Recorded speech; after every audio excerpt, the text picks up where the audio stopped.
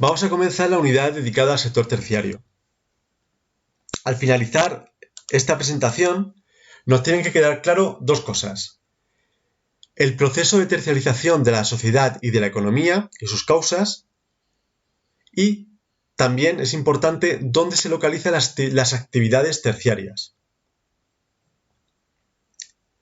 Bien, antes de comenzar, vamos a definir qué son los servicios, es decir, las actividades que componen el sector terciario. Los servicios son aquellas actividades que no producen bienes, al contrario del sector primario, que produce materias primas, y el sector secundario, que las transforman. En el sector terciario, las actividades van a estar destinadas a atender las necesidades de personas y empresas, pero no van a producir bienes materiales. Como vemos en el gráfico, nuestro Producto Interior Bruto, más de la mitad lo produce el sector servicios.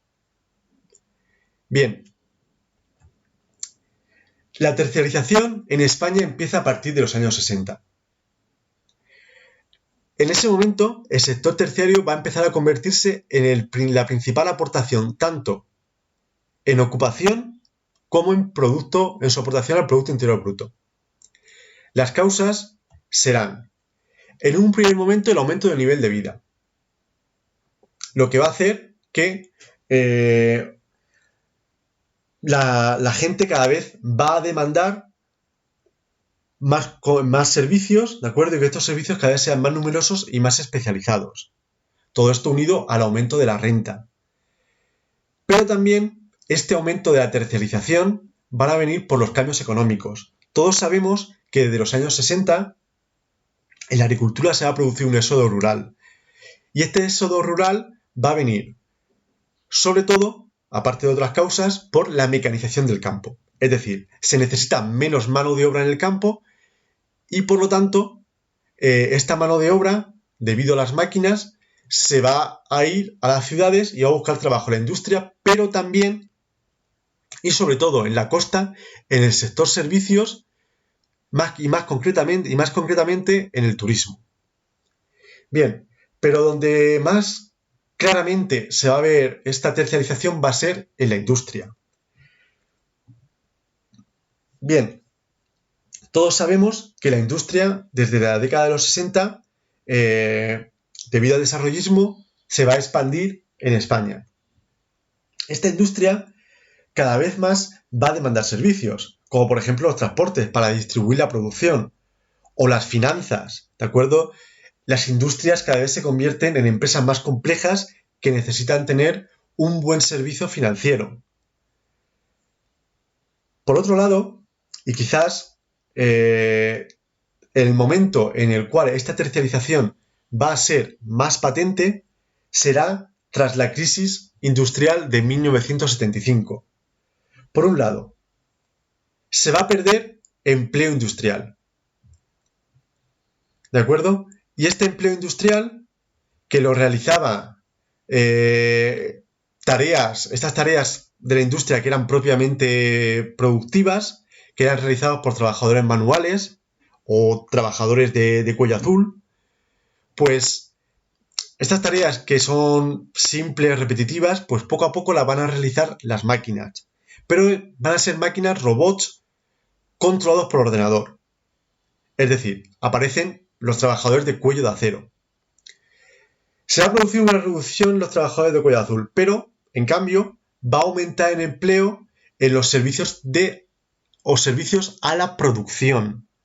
Es decir, realizados por trabajadores cualificados o también conocidos como trabajadores de cuello blanco.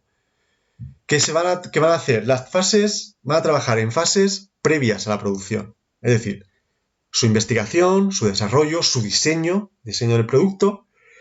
Van a estar en las fases posteriores a la producción, es decir, el marketing para vender el producto, ¿de acuerdo? En su control de calidad, en aportar un servicio postventa, por si tienes un problema a la hora de instalar el producto, por si no te queda claro cómo funciona. Y todo esto va a provocar, lo que hemos dicho antes, una terciarización de la industria. Y quizás donde más claro lo vamos a ver es en el siguiente gráfico. Bien, en este gráfico vamos a ver la evolución de la población activa, ¿de acuerdo? En los tres sectores. En el primario, en el secundario y en el terciario. Si nos damos cuenta, la población del sector primario se va a ir reduciendo hasta estar por debajo del sector secundario cuando acabe el éxodo rural, que será en los años 70. Comienza en los 60 y termina en los 70. Pero el sector terciario se va a convertir en la principal actividad que ocupa la población española a partir de la crisis de 1975. Es decir, tras la tercera revolución industrial y la tercialización de la industria. Bien, también va a influir la tercialización de la economía española los cambios políticos.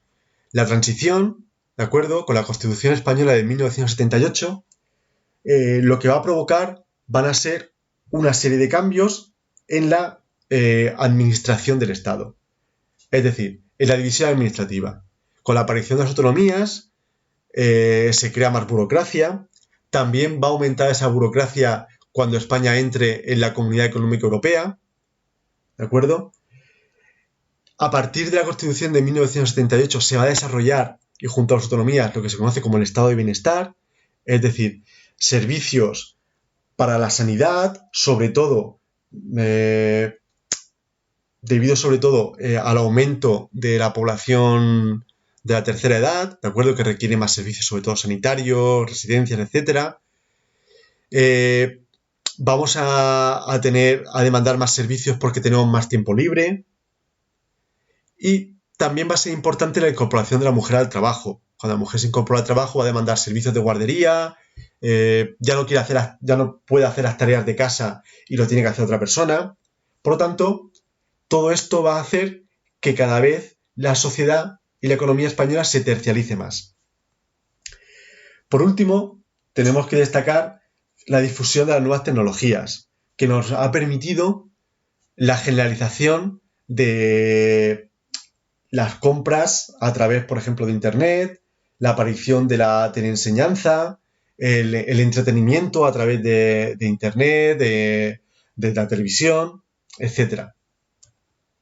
Y con esto vamos a terminar con el primer apartado, es decir, el apartado dirigido al proceso de tercialización de la economía.